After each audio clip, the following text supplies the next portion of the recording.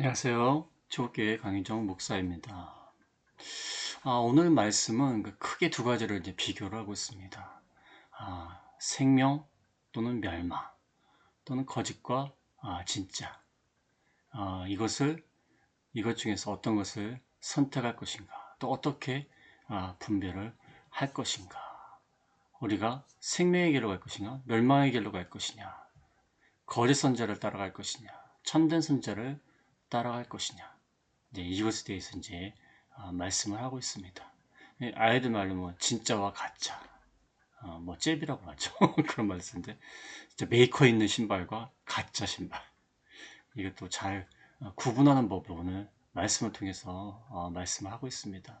그래서 생명으로 인도하는 문, 멸망으로 인도하는 문을 구별하고 계시고요.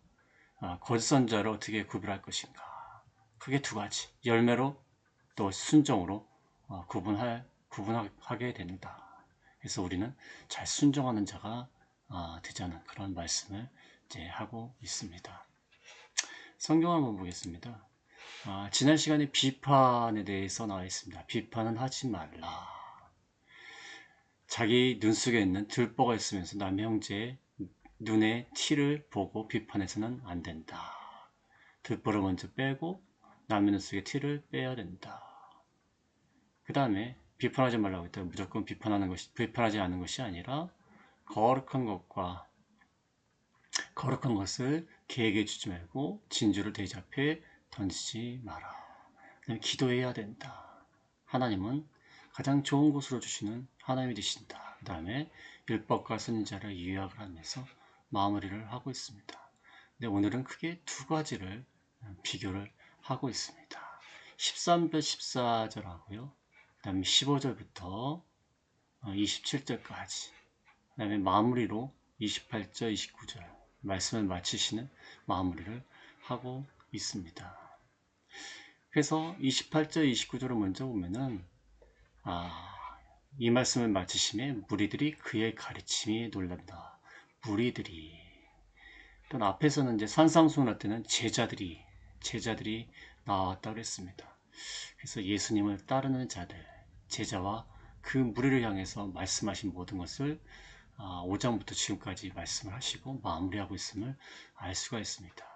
세 가지, 13, 14절은 좁은 문, 넓은 문을 비교하고 있고요. 생명과 멸망의 문을 비교하고 있고, 15절부터 27절까지 거짓 선자들, 15절부터 20절까지는 이제 거짓 선자들을 구별하는 방법, 한마디로 열매로 구별한다.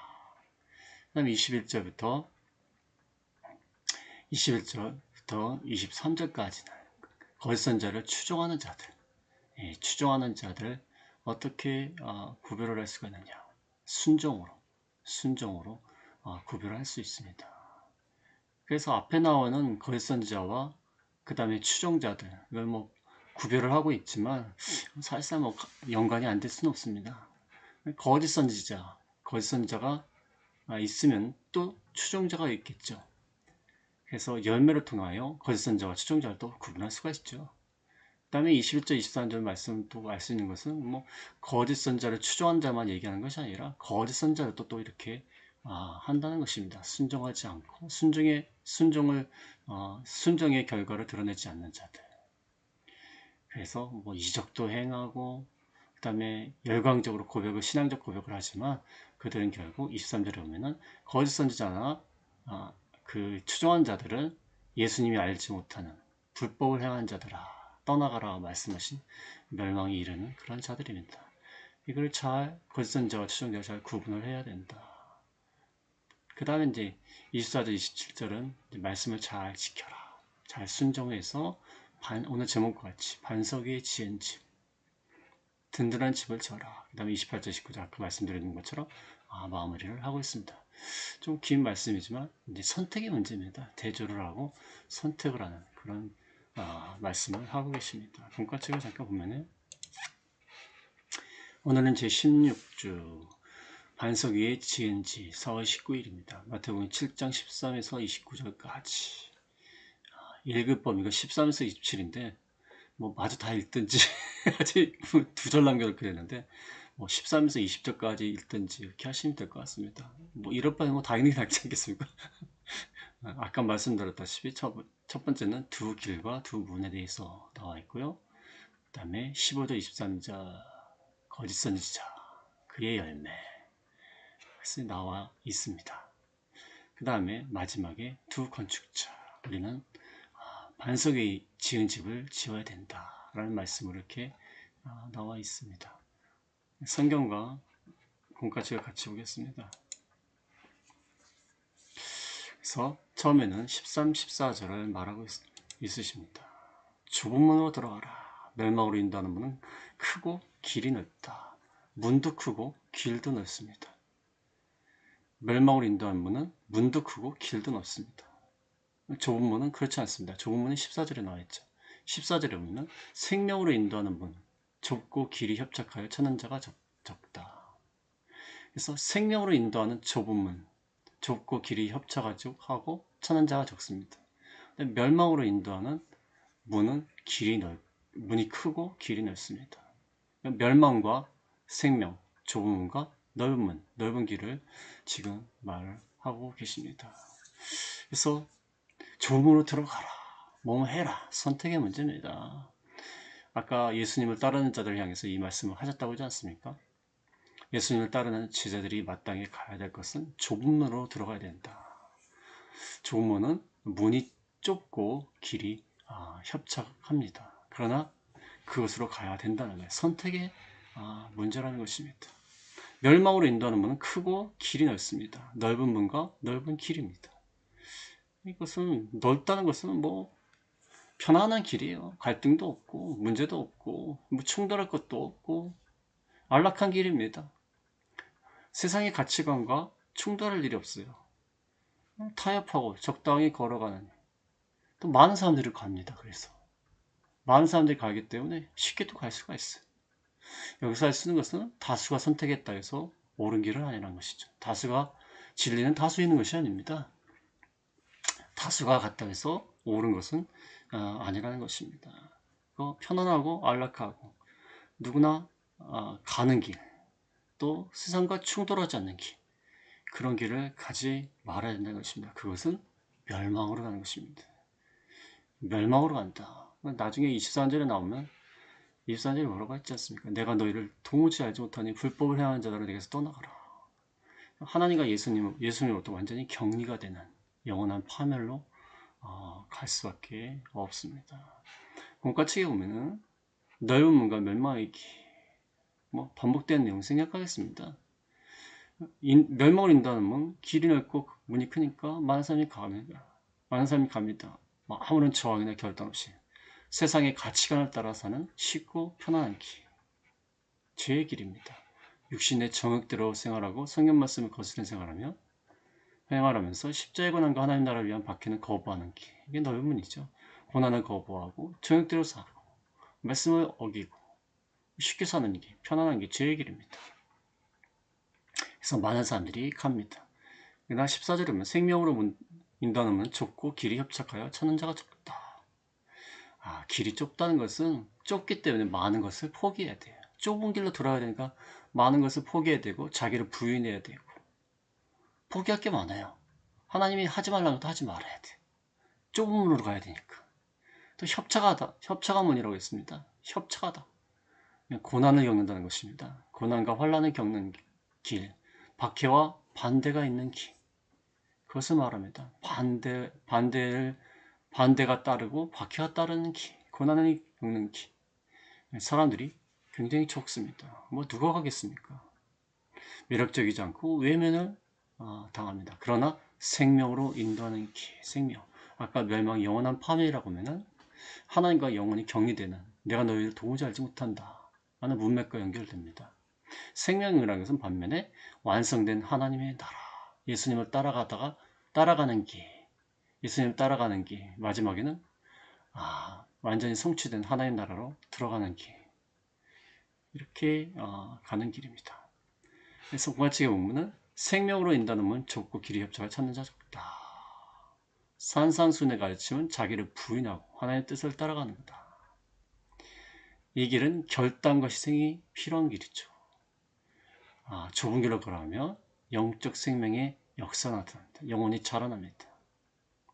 그렇지만 좁은 문과 생명의 길을 걸으려면 세상에서 손해를 많이 본다. 그래서 찾는 자가 적고 문이 좁은 것입니다. 그래서 말씀을 지킬 때 생명의 역사가 일어나고 영혼이 자라납니다. 그 다음에 두 번째는 이제 좀 길게 나와 있죠. 거짓 선지자, 그를 추종하는 자. 그들이 무엇을 구분할 수 있느냐? 거짓 선자는 열매로 구분하는 것이고 추종자들은 그들의 순종으로 구분을 하는 것이다. 그래서 아까 말씀드렸다시피 거짓 선자와 추종자들은 15절부터 20절까지는 거짓 선자에 대한 분별, 열매로 분별한다. 21절, 23절은 추종한 자들, 순종으로 구분한다. 이렇게 구분을 했지만 사실상 불가분의 관계가 있기 때문에 같은 말씀이라고 보면 되겠습니다. 그래서 이 거짓 선자들은 15절에 나와 있듯이 양의 옷을 입습니다. 겉으로는 그럴듯해요. 경건해 보입니다. 그러나 일이 같다는 것입니다. 또 이들은요, 22절에 보면 주여 열광적으로 고백을 합니다. 21절에도 주여 하는 자마다 22절에도 주여 그 다음에 귀신을 쫓아내고 권능을 행합니다. 이들의 특징은 가식한다는 거, 외식적. 겉으로는 양의 옷을 입고 그 다음에 고백도 열광적으로 고백해요. 그다음 뭔가 기적적인 일을 일으켜요. 그러나 그들의 삶에는 열매가 없고 순종이 없다는 것입니다. 이것으로 거짓 선지자와 또 그를 따르는 추종자들 구분할 수가 있다는 것입니다. 15절에 양의 옷을 입은 일이 거짓 선지자들 삼가하라는 것은 계속해서 살펴야 된다. 주의 깊게 살펴야 된다. 주의를 기울여라. 거짓 선지자가 이 아이들 말을 아리까리합니다.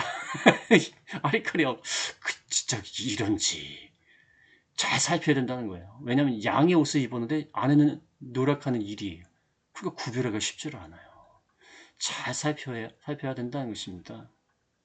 이 거짓 선지자, 말로는 선지자예요. 선지자, 구약에 있는 선지자, 하나님의 말씀을 대변하는 선지자지만 그들은 안에는 누락질하는 일이처럼 된다. 그래서 이것은 진리를 거부하는 것이고 적대하는 것이고 복음의 원수지만 이걸 잘 숨기고 양의 옷을 입고 나옵니다. 양의 옷을 입었다는 것은 보통 기독교 모습하고 똑같아요. 교회 모습하고 똑같고 또 목사고 주의 종이고 그 다음에 보통 성경을 또 사용하기도 하고 또 우리가 신앙생활하면서 사용하는 용어를 사용하기도 하고 외견상으로는 그리스도인과 구별될 수 없습니다. 근데 또 희한한 역사도 행해요. 귀신을 쫓아낸다든지 아까 말했듯이 많은 권능을 행한다든지 또는 예언을 한다든지 그런 일을 행합니다. 그러니까 그럴듯해 보여요. 그러나 사실은 누락질하는 일이라고 말을 하고 있습니다. 누락질한다는 것은 아주 탐욕스럽고 이래같이 탐욕스럽고 잔인하고 양이라는 것은 양의 옷을 입었다. 이 양이라는 것은 누굴 해치는 게 아니에요. 희생하고 잘 따라가요. 목자를 잘 따라가요. 희생하고 순종하는 모습이에요. 도사장으로 끌려가는 양같이 예수님 순종하신 모습처럼 이렇게 순종하는 모습이에요. 양이라는 것은. 그러나 이리는 남의 것을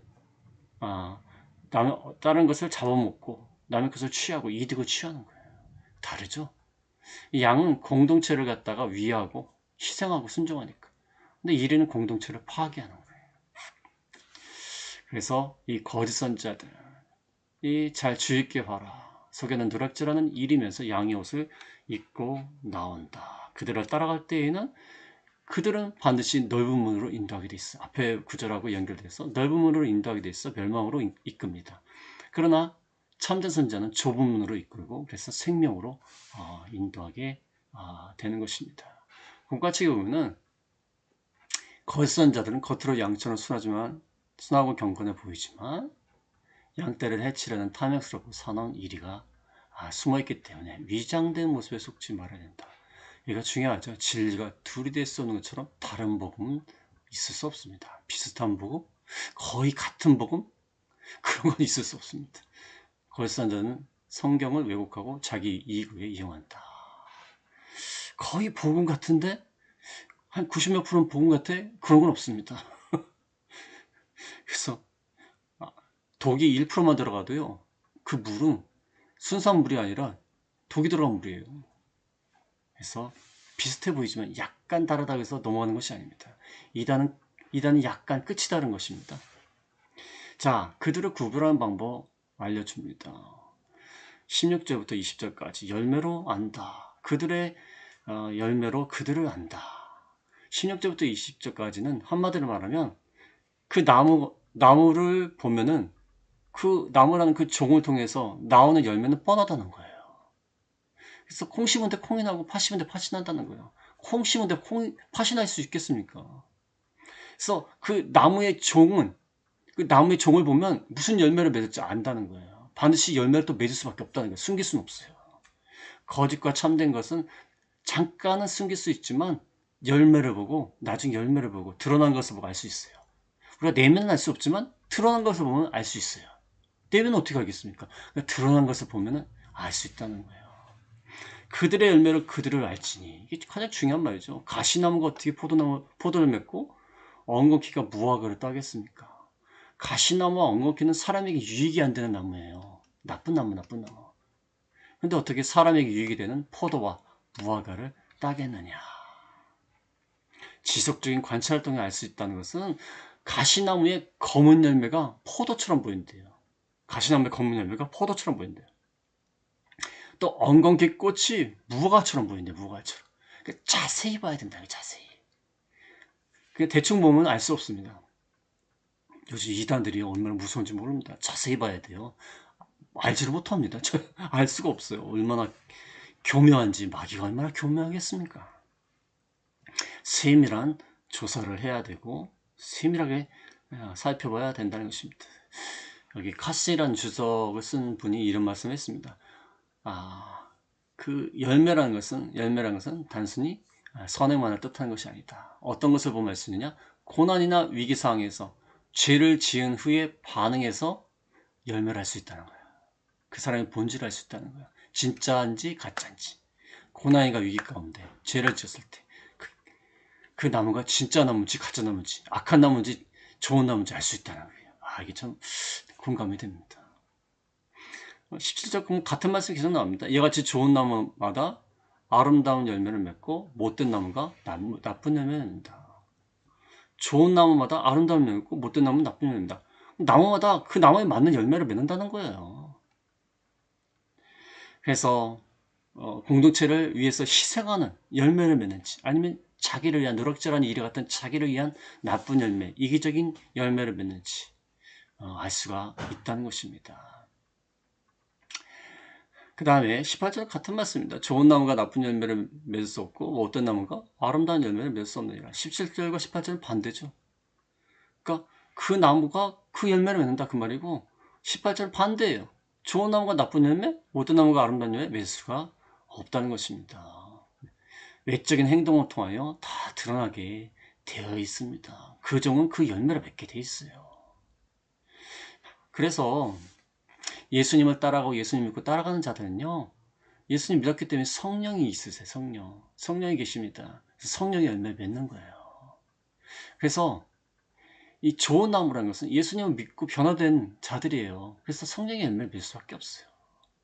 그러나 그렇지 않은 자들은 나쁜 열매를 맺을 수밖에 없다는 것입니다. 그래서 19절에는 아름다운 열매를 맺지 않는 나무마다 이제 찍혀서 불에 던진다. 아름다운 열매를 맺지 않는 건 찍혀서 불에 던지온다. 세례요한이 마태복음 3장 10절에 이미 도끼가 나무 뿌리에 놓여 있으니 좋은 열매를 맺지 않는 나무마다 찍혀 불에 던져지리라. 같은 말씀을 하고 계시죠. 열매를 맺지 않는 나무, 아름다운 열매를 맺지 않는 나무, 그건 영원한 파멸이고 영원한 지옥입니다. 왜?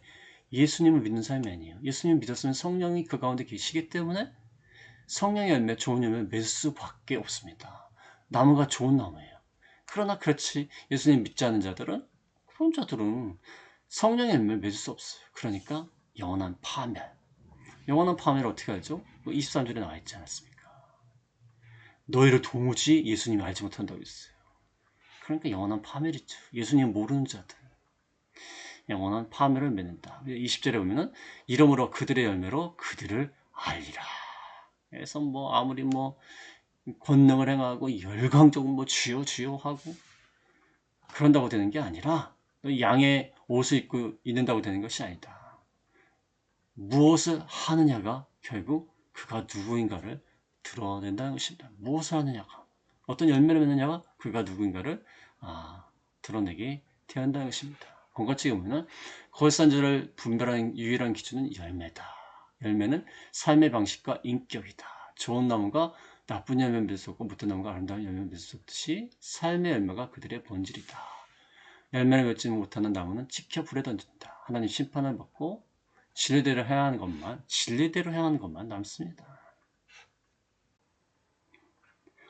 계속해서 거짓 선자들과 그 추종자들 21절에 보면은 나더러 주여 주여 하는 자마다 다 천국에 들어갈 것이 아니요 다만 하늘에 계신 내 아버지의 뜻대로 행하는 자라야 들어가리라. 주여 주여 하는 것은 열정적이고 열광적으로 주여 주여 입술로만 주여 주여 그런 사람이 다 천국에 가는 것이 아니다.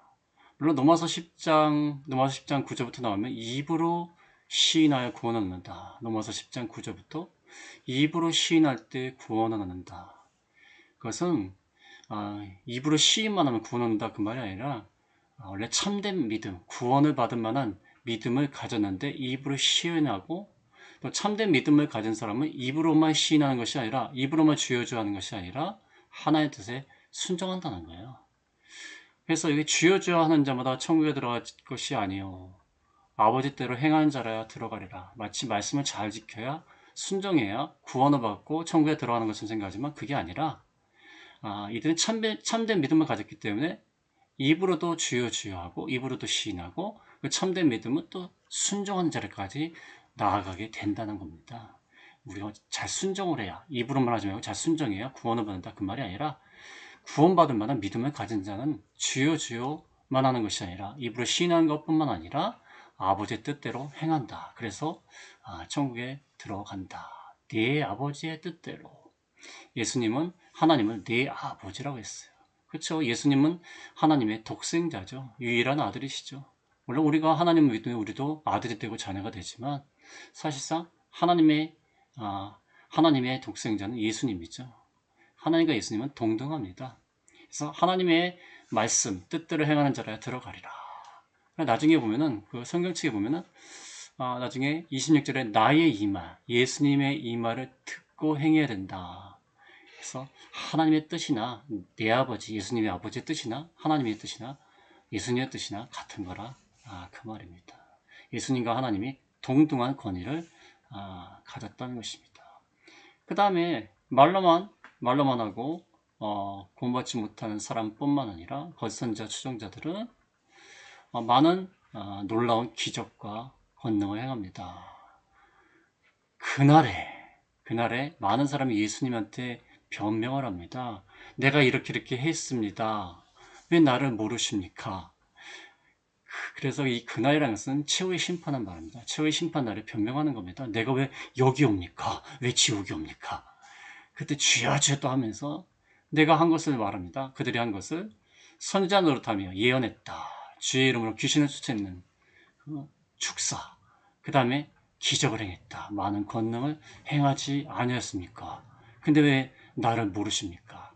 그때 23절에 그때 예수님이 그들에게 말하되 내가 예수님이 너희를 도무지 알지 못하니 불법을 행하는 자들아 내게서 떠나가라.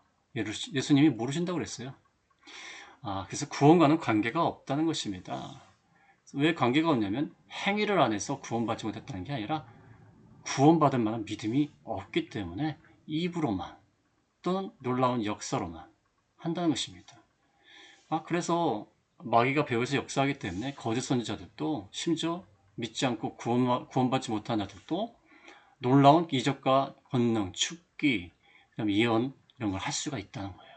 이들도 이렇게 놀라운 역사를 실제로 합니다. 뭐 가짜가 아니라 실제로 하는데 그렇다고 해서 구원받은 것이 아니다. 구원받을 만한 믿음을 가진 자는 반드시 순종하게 되어 있다는 것입니다. 그래서 놀라운 역사가 중요한 것이 아니라 순종하는 것이 더 중요하다는 것입니다. 내가 너희를 동무하지 못하니 불법을 행하는 자들아. 불법이라는 것은 율법이 없다는 거예요. 율법이 없다. 하나님 뜻을 무시하고 그들 가운데는 하나님 뜻을 순종하려고 하는 마음도 없었고 하려고 행하지도 않습니다. 내게서 떠나라. 영원한 형벌, 그리스도와 영원히 분리되는 형벌을 받게 되는 것입니다. 그래서 그들에게 밝히 말하되, 최종적인 선언이에요. 최후의 심판 때 앞에 가고 마치 세상에서 대법원에서 최종 판결을 하는 것처럼 이제 바꿀 수가 없습니다. 천국이냐 지옥이냐 해서 그 기준을 예수님이 세우시고 그 판단을 예수님이 하십니다. 최종적인 권위를 갖고 계시는 겁니다. 공과의 경우는 예수께서 주여 주여 한다고 천국에 들어간 것이 아니다. 하나님 아버지의 뜻대로 행하는 자가 천국에 들어간다. 선지자 노릇하고 귀신 쫓아내고 많은 권능을 행해도 하나님 뜻대로 행하지 않으면 소용이 없다. 알지 못한다. 불법을 행한 자들아 떠나가라. 하나님 뜻을 순종하지 않는 모든 종교적 행위는 불법이 본입니다. 하나님 뜻대로 행할 때에 상급을 얻게 되는 것입니다. 그 다음에 계속해서 순종해야 된다는 것을, 순종의 중요성을 말씀하시기 위해서 두 건축자, 지혜로운 건축자와 어리석은 건축자에 대해서 나와 있습니다. 그래서 이것은 기초에 관한 겁니다. 건축을 잘하려면 기초가 중요해요. 기초가 무너지면 완전히 무너진 겁니다. 그래서 24절에 그러므로 누구든지 나의 이 말을 듣고 들을 뿐만 아니라 행하는 자, 순종을 또 강조하죠. 행하는 자는 그 집을 반석 위에 지은, 기초가 반석 위에 지었기 때문에 튼튼합니다. 매우 지혜로운 사람이에요. 매우 지혜로운 사람은 듣고 그대로 행하며 사는 것입니다. 나의 이 말, 예수님 말과 아버지 말 같은 것이죠. 그래서 순종하는 것이 무너지지 않는 집을 짓는데 뭐가 무너뜨립니까? 나중에 25절에 나오지만 25절에 비가 내리고 창수가 나고 바람이 불어 그 집에 부딪히되 무너지지 않는다. 주추를 반석 위에 놓은 까닭이다. 기초를 반석 위에 놓았기 때문에 가능한 것입니다. 주추라는 것은 기둥 밑에 괴는 돌을 말합니다. 기둥 밑에 괴는 돌이에요. 돌. 기초를 반석에 놓았기 때문에 비가 오거나 또 창수가 나고, 창수라는 것은 홍수가 나서 넘치는 물을 말합니다. 이스라엘적인 와디가 있습니다. 와디. 비가 올 때는 마른 계곡이에요. 마른 계곡이었다가 갑자기 폭풍우가 몰아치면 순식간에 급류로 변합니다.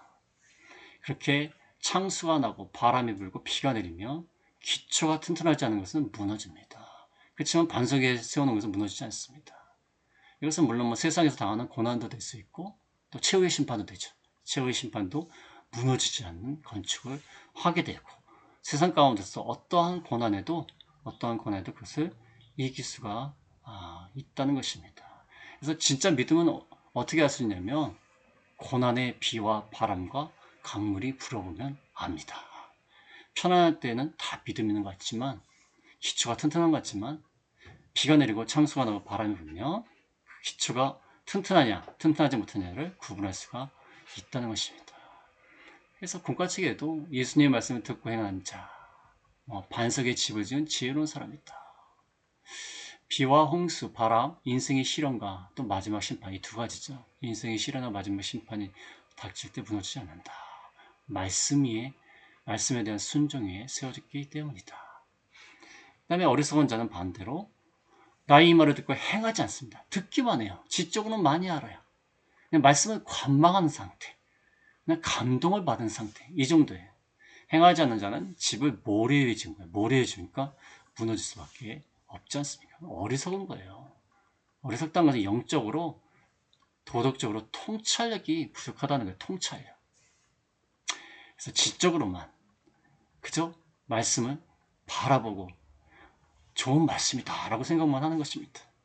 근데 이것은 구원을 받은 만한 믿음이 없는 거죠, 사실.